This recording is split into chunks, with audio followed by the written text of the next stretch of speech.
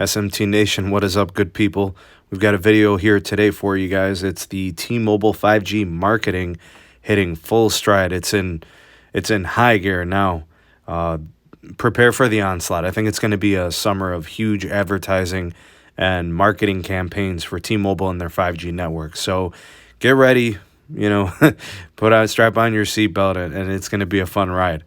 All right, so what T-Mobile's trying to do with the 5G marketing is they're trying to change the network perception. This is something that I've talked about on the podcast many a times, and you're going to start to see that they are attacking this, the perception about 5G, T-Mobile's networking, as it pertains to their competition.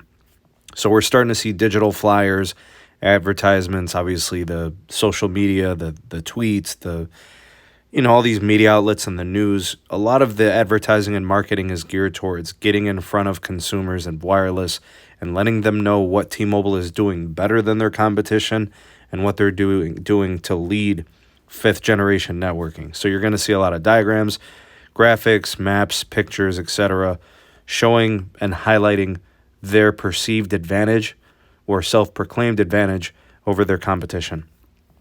So they were quoted in this some of this dialogue, the diagrams, as saying, we're going to become famous for a network.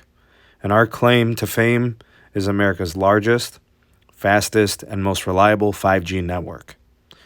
So they've got a couple of things. They specifically are going to be highlighting the 5G segmentation. Number one, they've got extended range 5G. Reaches 295 million people nationwide. The second part to this is the ultra capacity 5G, which reaches currently 140 million people. And then by the year's end, they'll have it for 200 million people. The reach is 2 times more than AT&T, 4 times more than Verizon, and they've got the coverage in all 50 states. I think the extended reach for the extended 5G, the low band, is 9,100 cities. And I think that number is like 2,000 or so cities for the ultra capacity, which is essentially their mid-band N41.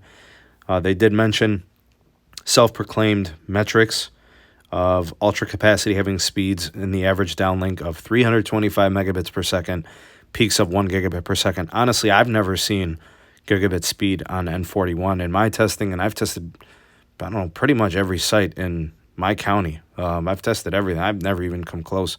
But maybe some people have. I have no idea. They say that they're the leader in median download speed. I think 82 megabits per second. AT&T coming in at 76 and Verizon at 67 megabits per second. T-Mobile 5G is 3 times faster than 4G LTE. So they're telling you that, what they're doing is showing huge growth and making the network more capacitive and faster. Item number 3 is the T-Mobile home internet. You'll see that coming up in this advertising campaign. Available to 30 million addresses. They're pushing that pretty hard.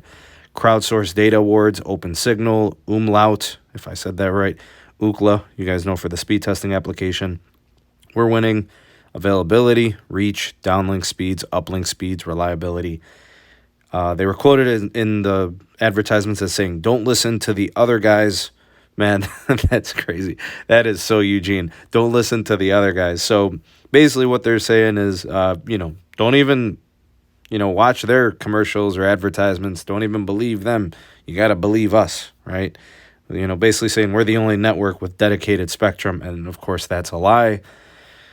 We know it is, but that's kind of what T-Mobile does. Anyways, we have the most value, the deals, the benefits, tax and fees included, the Magenta Max plan, free stuff on T-Mobile Tuesdays and Thong Thursdays, Netflix on Us, Scam Shield, 5G at no additional cost. They're pushing the value proposition there.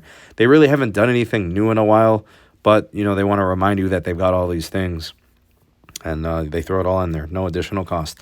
This is all T-Mobile's effort to try to change consumer perceptions.